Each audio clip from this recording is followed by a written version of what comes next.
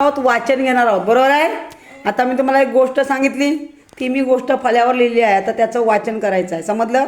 तर सर्वात प्रथम वाचनासाठी वेद आलेला आहे. तर बघूया वेद कसं वाचतोय ते. चल वेद सुरुवात कर. कंस हा मथुरेचा राजा होता. तो फार अन्यायी आणि क्रूर होता. कंसाच्या बहिणीचे नाव देवकी होते. देवकीचे वसुदेवाशी लग्न झाले.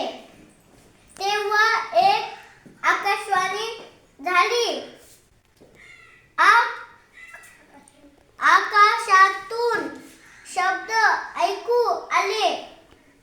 दृष्ट कंसा, सावध रहा. देवकीचा 8वा मुलगा तुला ठार मारणार आहे. कंस देवकीवर चिडला. त्याने देवकी व वसुदेव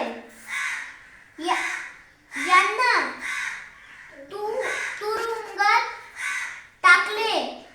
शिपायांचा कडक पहारा ठेवला. देवकीला मूल झाले की कंस लगेच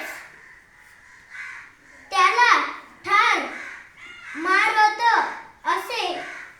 कंसाने देवकीची 7 मुले मारून टाकली.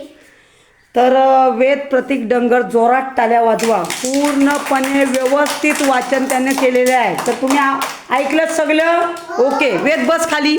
आता बस खाली तू. ओके. आता मला खाली बस, इकडे बस. चला, तर आता तिकडे घे, तिकडे बस, तिकडे बस. हां, काठी ठेव खाली. हां, ओके. आता मी तुम्हाला ह्या पॅरेग्राफवर आधारित हा जो परिच्छेद आहे मी वाचायला सांगितला होता तो वाचला, बरोबर आहे. त्याच्यावर आधारित काही प्रश्न विचारणार आहे. मला सांगा, मथुरेचा राजा कोण होता? कंस होता, बरोबर आहे. जोरात टाळ्या वाजवा. कंसाच्या बहिणीचं नाव काय? देवकी. ओके. देवकीचं लग्न कोणाशी झालं? वसुदेवाशी लग्न झालं, बरोबर आहे. मला सांगा, आकाशवाणीनुसार वसुदेव आणि देवकीचा कितवा मुलगा कंसाला ठार मारणार होता? 8वा, बरोबर आहे. मला सांगा, ज्यावेळी आकाशवाणी झाली त्यावेळी कंसाने देवकी आणि वसुदेवाला कुठे पाठवले? तुरुंगात, बरोबर आहे.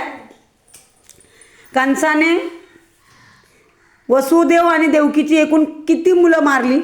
7. ओके. जोरात टाळ्या सर्वांसाठी, कारण खरंच खूपच अगदी कोणालाही जमणार नाही एवढं चांगलं अंगणवाडीच्या मुलांनी इथं केलेलं आहे. तर सर्वांसाठी जोरात टाळ्या. आणि एकदा वेद प्रतीक डंगर याच्यासाठी जोरात टाळ्या होऊ द्या.